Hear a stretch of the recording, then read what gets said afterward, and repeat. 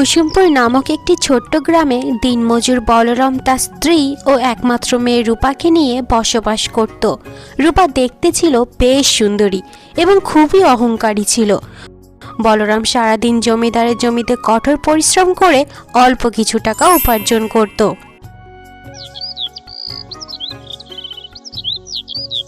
বউ, ও বউ, রূপা কোথায়? ওকে দেখছি না যে, ওকে ডাকো। কোথায় আর থাকবে, তোমার আদরের দুলালি। আজকেও দুপুরে ডাল আর আলু ভাজার কথা শুনে ঘরে মুখ লুকিয়ে বসে আছে। দিন দিন তোমার মেয়ের আবদার আর জেদ বেড়েই চলেছে। আরে বউ, এমনিতেই মেয়েটার ছোট্ট ছোট্ট আশাগুলো বাবা হিসাবে রাখতে পারি না, তার উপর তুমি যদি তাকে এভাবে বকাঝোকা করো, মেয়েটার মনটা বড্ড বেশি খারাপ হয়ে যাবে। তুমি আমার মেয়েকে বকো না। দেখি মামুনিকে আমি ডাক দিই। রূপা, মা রূপা, এদিকে আয় মা, খেয়ে যা। ডাকো ডাকো, ডাকতে ডাকতে মরে যাও, তবু এই ছাইপাশ আমি আর খেতে পাচ্ছি না।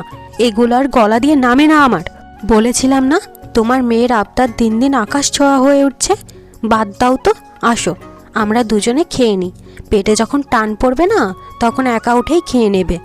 বউ, তুমি তো খুব ভালো মতোই জানো আমার মেয়েটাকে ছাড়া আমার খাবার গলা দিয়ে নামে না। যাই, আমি ওকে গিয়ে ডেকে নিয়ে আসি। এরপর বলরাম তার মেয়ের ঘরে আসে। মা রে, খেতে আসছিস না কেন? মা, তোকে ছাড়া যে আমি খেতে পারি না, তুই তো জানিস এটা। ওইসব ন্যাকামির কথা ছাড়ো তো। ওইসব ছাইপাশ আমি আর খেতে পারবো না। দরকার হলে না খেয়ে মরে যাব, বুঝেছো তুমি? মুখের একটা ক্রিম ফুরিয়ে গেছে, কি একটা অবস্থা। ভালো খাবারও পাই না যে কিছু ভালো মন্দ খাবো। আবার কিছু শেষ হয়ে গেলে এনেও দাও না তুমি। ধ্যাৎ। আচ্ছা মা, তোর ক্রিম ফুরিয়ে গেছে তো আজকে সন্ধ্যাবেলায় কাজ থেকে আসার সময় তোর মুখের জন্য ক্রিম নিয়ে আসবো, কেমন? এখন তো চল মা। হ্যাঁ, বাজারে গিয়ে সব থেকে দামি যে মুখের ক্রিমটা আছে সেটা নিয়ে আসবে। আবার কম দামি 10 টাকার ক্রিম নিয়ে এসো না, আনলে একদম ফেলে দেব। আর আমাকে যদি খাবার খাওয়াতে চাও তাহলে ইলিশ মাছ না হলে মাংস নিয়ে আসবে, বুঝেছো তুমি? ঠিক আছে মা, আমি আজকে তোর জন্য সব থেকে দামি ক্রিম নিয়ে আসবো। কিন্তু মুরগির মাংসটা আজকে আনতে পারবো না রে মা, অত টাকা আজকে নেই, কিন্তু কাল এনে দেবো, কথা দিচ্ছি। এবার খেতে আয়।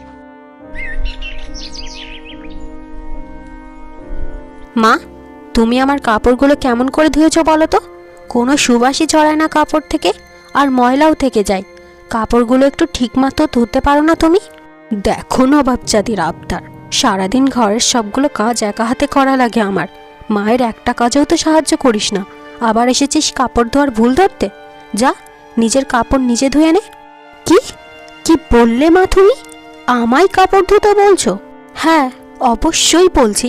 মায়ের কাপড় ধোয়া যত এখন পছন্দ হয় না, তা আর কি করার, নিজের কাজ নিজেই করে নে। যা, এবার বসে বসে হুকুম করা খুব সহজ, তাই না? ঠিক আছে, আমি নিজেই কাপড় ধুয়ে নেব। কি ভেবেছোটা কি তুমি? হ্যাঁ, আমি কাজ করতে পারি না? আমি কাজ করলে তোমার থেকেও ভালো কাজ পারি, বুঝেছো তুমি?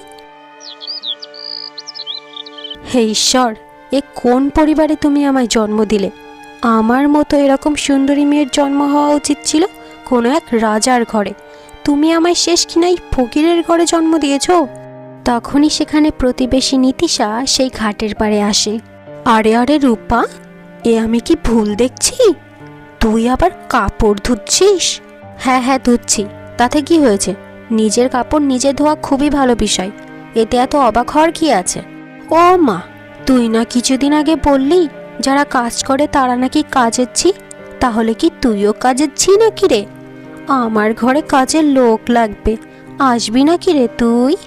এইসব কথা শুনে রূপা অনেক রেগে যায় এবং সঙ্গে সঙ্গে রূপা প্রতিবেশী নীতিশাকে ধাক্কা দিয়ে জলে ফেলে দেয়।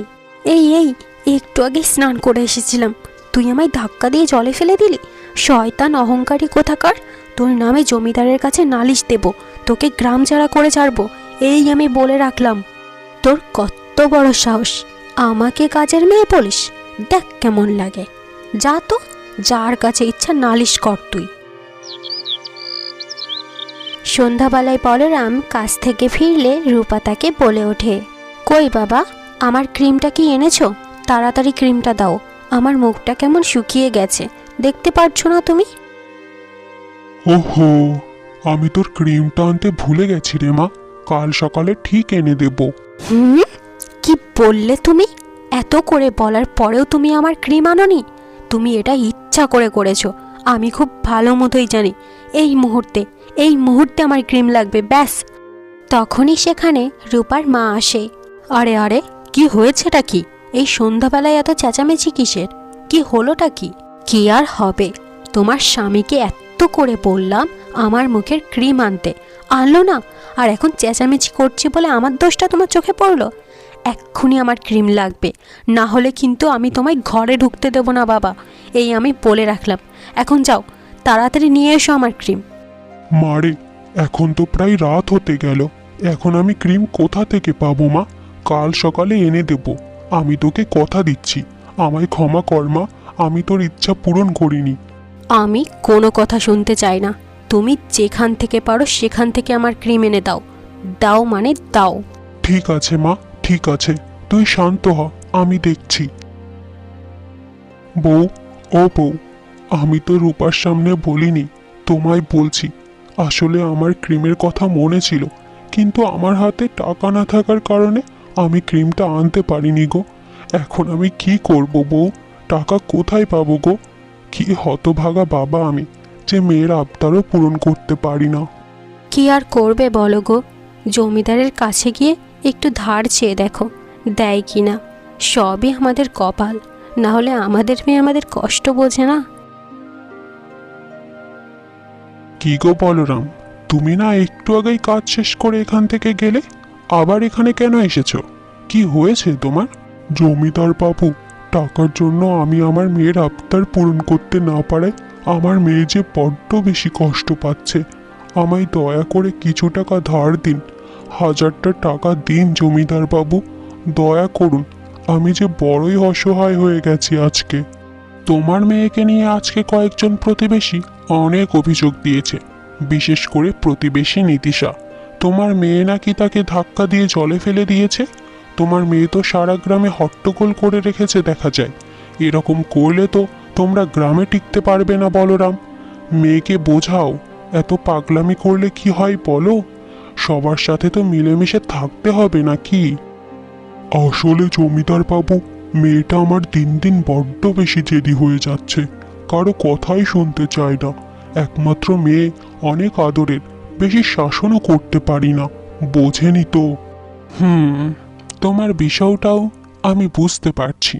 ঠিক আছে, আমি ওকে বুঝিয়ে বলবো। আর এই মুহূর্তে তোমায় আমি 1000 টাকা দিচ্ছি, কেমন? এই নাও 1000 টাকা।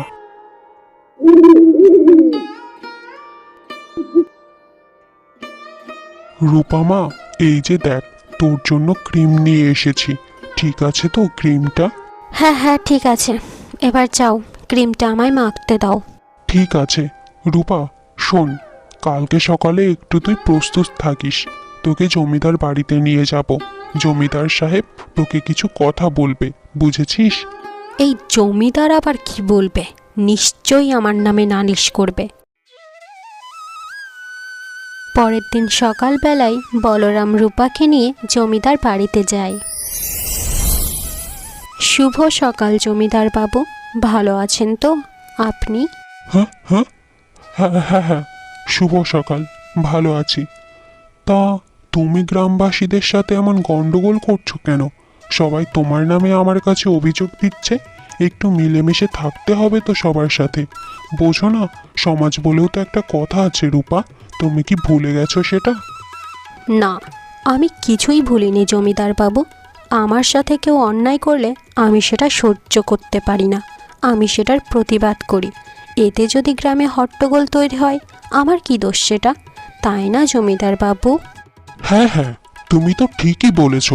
অন্যায় করলে কাউকে ছাড় দিবে না, ঠিক আছে? তুমি যা করছো চালিয়ে যাও। বাবা, সব কথা তো শেষ, এখন আমি চলে যাচ্ছি বাড়ি।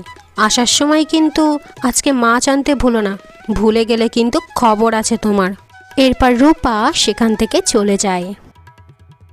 এ কি জমিদার বাবু, আপনি তো বলেছিলেন মেয়েকে বোঝাবেন, বোঝানোর বদলে আপনি তো ওর কাজে আরো সম্মতি দিলেন। ওকে আর কে থামাবে এখন বলুন? আমাদেরকে তো গ্রাম ছাড়া করে দেবে সবাই। কেন এমনটা করলেন জমিদার বাবু? শান্ত হও বলরাম, শান্ত হও। কেউ তোমাদের গ্রাম ছাড়া করবে না। যখন তোমার মেয়ে জমিদার পরিবারের সদস্য হয়ে যাবে তখন, বুঝেছো? আপনি কি বলতে চাচ্ছেন আমি ঠিক বুঝলাম না জমিদার বাবু। মানে তো খুব সহজই। তোমার মেয়েকে প্রথম দেখাতে আমার বড্ড বেশি ভালো লেগে গেছে। এত সুন্দরী মেয়ে পালন করেছো, একটু দিমাগ তো থাকবেই। ওকে আমি বিয়ে করব। কি কি বললেন জমিদার বাবু? এ তো আমার চরম সৌভাগ্য। আপনার মতো জমিদার আমার মতো গরিবের মেয়েকে বিয়ে করতে চাচ্ছে। অসংখ্য ধন্যবাদ জমিদার বাবু। আপনি সব ব্যবস্থা করুন, আমি এই বিয়েতে প্রস্তুত। এরপর কিছুদিনের মধ্যেই রূপার সেই জমিদারের সাথে বেশ ধুমধাম করে বিয়ে হয়ে যায়।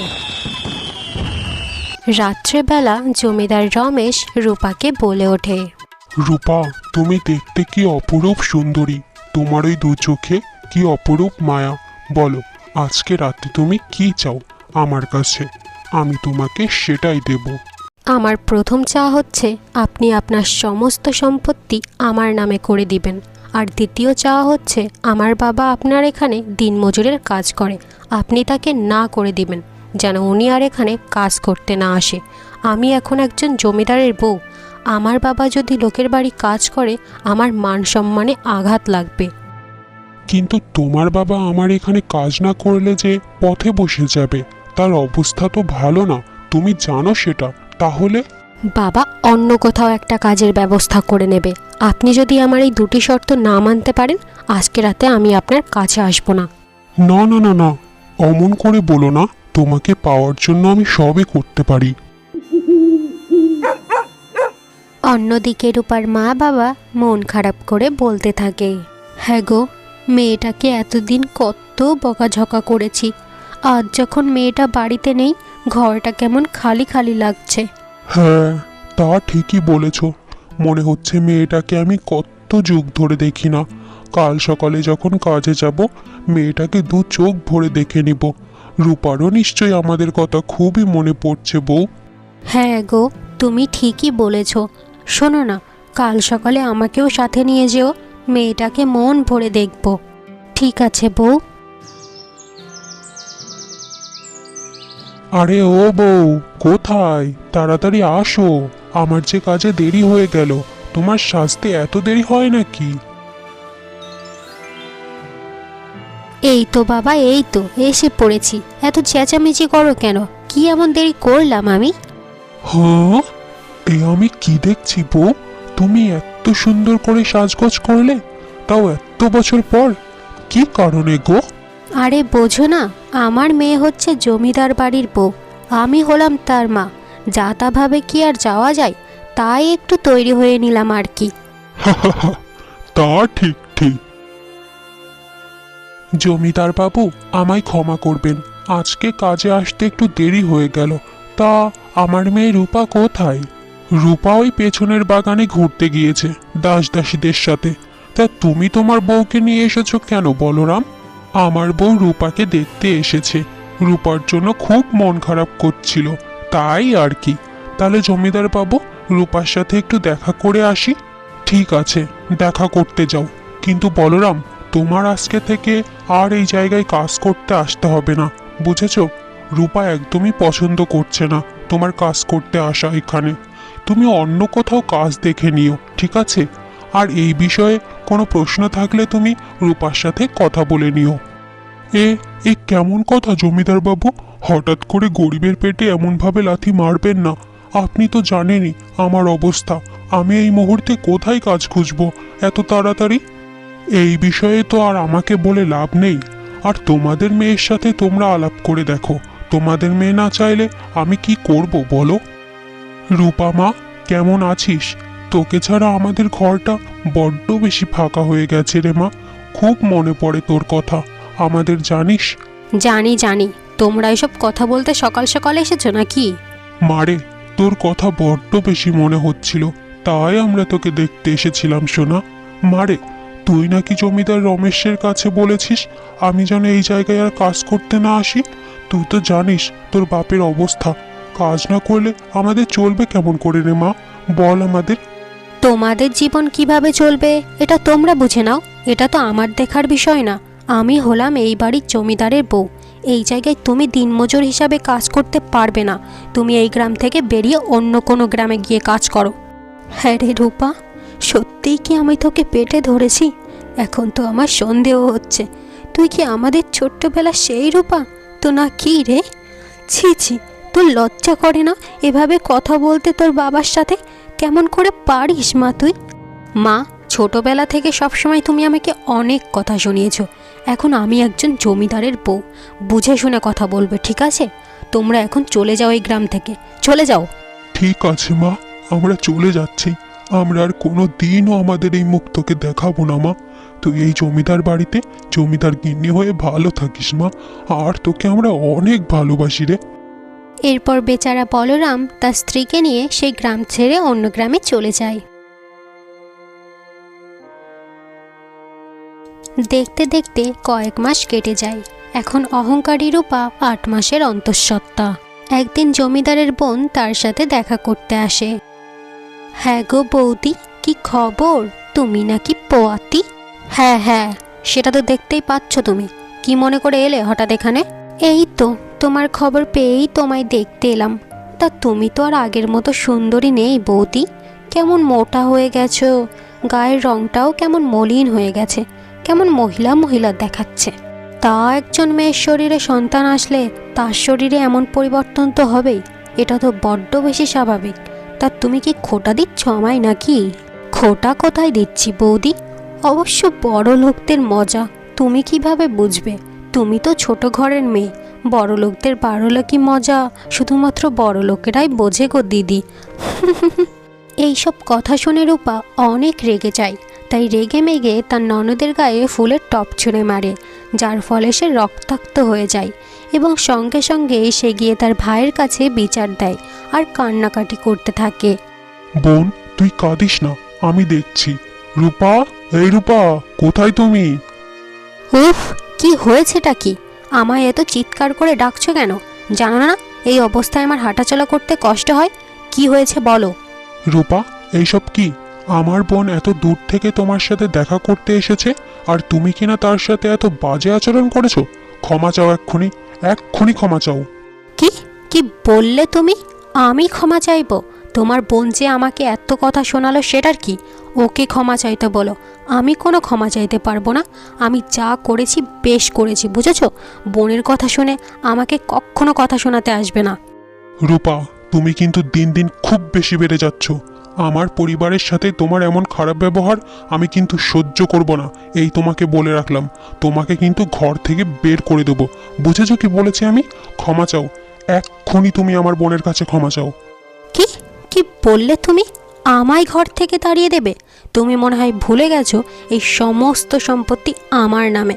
তোমাকে ঘর থেকে তাড়িয়ে দেব যদি বেশি বেশি করো। কিছু সময় পর রূপার অনেক প্রসব বেদনা ওঠে এবং হসপিটালে যাওয়ার পর তার একটি ফুটফুটে কন্যা সন্তানের জন্ম হয়, যাকে দেখে জমিদার বলে ওঠে, আলে রে, কি সুন্দর মেয়ে হয়েছে আমার। দাও দাও, মেয়েটাকে আমার কাছে দাও, কোলে নিয়ে একটু আদর করি। না না, এখন সারাদিন হসপিটালে এদিক ওদিক ঘুরেছ, তোমার গায়ে এখন অনেক ময়লা আছে। বাড়ি গিয়ে স্নান করবে, তবেই আমার মেয়েকে কোলে নেবে, না হলে আমার মেয়ে নোংরা হয়ে যাবে তোমার হাতে গেলে। কিছুদিন পর হঠাৎ জমিদার রমেশ বেশ অসুস্থ হয়ে যায় এবং বিছানায় পড়ে যায়। মালকিন, আপনাকে জমিদার বাবু ডেকে পাঠিয়েছেন, উনি অনেক অসুস্থ বোধ করছেন। এ কি জ্বালা, বাচ্চা সামলে কুল পাচ্ছি না, এর ওপর আবার উনি আমায় কেন ডাকছেন? অসুস্থ লাগছে তো তোমরা তো আছোই, আমি যেতে পারবো না এখন, বলে দাও গিয়ে, যাও। উফ, আপনাকে জরুরি তলব করেছে মালকিন, দয়া করে যান। কি কি হলো আপনার হঠাৎ? আমায় এত জরুরি তলব কেন করেছেন বলেন তো? জানেনই তো কত ব্যস্ত থাকি আমি। এত অসুস্থ শোনার পরেও তুমি একটি বারও আমাকে দেখতে আসোনি কেন? আমি কি এতই খারাপ? এখানে এখানে খারাপ ভালোর প্রসঙ্গ কোথায় উঠছে? সারাদিন বাচ্চা সামলে আর রূপচর্চা করে আমি আপনার কাছে আসার সময় পাই না। দাস দাসীরা তো আছেই, যা লাগবে ওদের থেকে চেয়ে নেবেন। বুঝি না এইসব ন্যাকামো, যত সব। দাস দাসীর সেবা পাওয়া আর বউয়ের সেবা পাওয়া কি এক জিনিস? মেয়েটার জন্মের পর থেকে একবারও আমার কাছে আনো না কেন? দাও, মেয়েটাকে আমার কাছে দাও, মেয়েটাকে একটু আদর করি। আপনার মাথা ঠিক আছে তো নাকি নাকি খারাপ হয়ে গেছে? এমনিতেই আপনি অসুস্থতায় বিছানায় পড়ে আছেন, এখন আমার মেয়েকে আপনার কাছে দিলে আমার মেয়েরও রোগ হয়ে যাবে। যতদিন না আপনি সুস্থ হচ্ছেন, আপনি আমাকে দয়া করে আপনার ঘরেও আসতে বলবেন না, বুঝেছেন? এভাবেই দিন দিন রূপা বেশ অহংকারী হয়ে উঠছিল, নিজের সন্তানের খেয়ালও ঠিকমতো রাখত না। সারাদিন প্রাসাদের দাসদাসীদের সাথে ছোটোখাটো বিষয়ে খুবই খারাপ ব্যবহার করত আর অকথ্য ভাষায় গালিগালাজ করত। দেখতে দেখতে রূপার সেই ছোট্ট মেয়ে 8 বছরের হয়ে যায়। সে এখন স্কুলে পড়ালেখা করে, নাম তার রূপসা।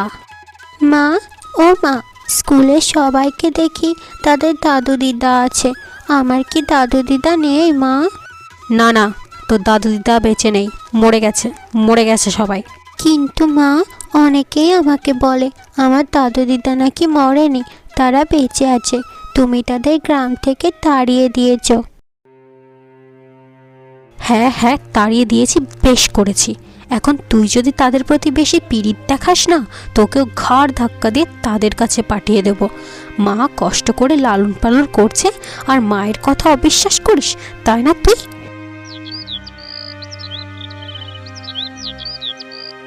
প্রণাম নেবেন মালকিন, আমার আর আমার মেয়ের কিছুদিনের ছুটি লাগবে, গ্রামে যেতে হবে। একই, ইতিমধ্যেই প্রাসাদের অনেক দাসদাসীরা ছুটিতে বাড়ি চলে গেছে, তোরাও যদি চলে যাস এত কাজ কে সামলাবে বলতো? কি করব মালকিন, কিছু করার নেই। গ্রামের মধ্যে একটা উৎসব হয়, ওই উৎসবে সবার উপস্থিতি থাকা লাগে, না হলে জমিদার গ্রাম ছাড়া করে দেয়। এর জন্যই যাওয়া লাগবে মালকিন।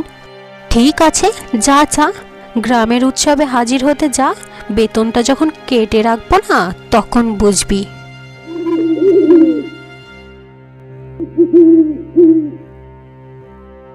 এই যে আমার প্রাণের স্বামী, প্রাসাদের সমস্ত দাসদাসীরা যে ছুটিতে গ্রামের বাড়ি চলে গেছে, এখন একা একা এত কাজ কে সামলাবে শুনি? এটা তো তোমারও সংসার বউ, এই কটা দিন না হয় তুমি সামলাও, ওরা আসলে আবারও ওরা সামলাবে। কত বড় সাহস তোমার, আমায় কাজের হুকুম দিচ্ছ তুমি? আমি কাজ করলে আমার সৌন্দর্য নষ্ট হয়ে যাবে না? এই শোনো, তুমি যে করেই হোক মা বাবাকে খবর দাও, ওরা এসে এই কয়দিন এখানে কাজকর্ম করবে, দাসীরা আসলে আবারও তারা চলে যাবে। এসব তুমি কি বলছো বউ? প্রথমত তুমি তোমার মা বাবাকে গ্রাম ছাড়া করেছিলে, এখন আবার তাদের চাকর হিসাবে এই বাড়িতে আনতে চাইছো? এটা কেমন দেখায় না? উফ, যত সব! আমার মা বাবা আমার জ্বলে না, তোমার এত জ্বলে কেন? মনে রেখো, সম্পত্তির মালিক কিন্তু আমি। বউয়ের কথা মতো জমিদার রমেশ পরের দিন সকালে শ্যামলী দেবীকে সেখানে হাজির করে। নিজের মাকে দেখে রূপা অবাক হয়ে যায় আর বলে ওঠে, এ কি মা, এ কোন রূপ ধরেছ? সাদা শাড়ি পরে আছো কেন? আর বাবাকে সাথে নিয়ে আসনি? যে মানুষটার জন্য রঙিন শাড়ি পরতাম, সে মানুষটা তো আর পৃথিবীতেই নেই, তাই এই সাদা শাড়ি পরে আছি। যেদিন আমাদের গ্রাম ছাড়া করেছিস, সেদিন থেকেই শোকে শোকে তোর বাবা পৃথিবীর মায়া ত্যাগ করেছে। এ কি মা, বাবা মারা গেছে আর আপনি আমাদের বললেনও না? একটু শেষ দেখাটাই না হয় দেখে আসতাম। কি আর বলবো, নিজের মেয়েই নিজের মা বাবাকে গ্রাম ছাড়া করে দিয়েছে, সেই বাবার মরণ সংবাদ জানানোর আদেও কি কোনো প্রয়োজন আছে? হয়েছে হয়েছে, সবসময় তুমি আমায় খোঁচা দিয়ে কেন কথা বলো? যাকগে, বাদ দাও। এখন তোমাকে এনেছি, কিছুদিনের জন্য এই প্রাসাদের সমস্ত কাজ ঠিকমতো করবে, আর ভুলেও আমার মেয়ের কাছে নিজের আসল পরিচয় দেবে না। আর দাসদাসীরা ফিরে এলে তুমি আবারও চলে যাবে। মনে রেখো কিন্তু মা কথাগুলো, কোনো ঝামেলাই কিন্তু আমি চাই না।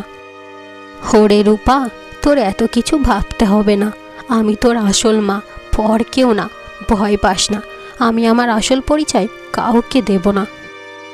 একটু পর রূপসা স্কুল থেকে আসে। ও ঠাকুমা, ঠাকুমা, তুমি কে গো? নতুন এসেছো নাকি আমাদের বাড়িতে?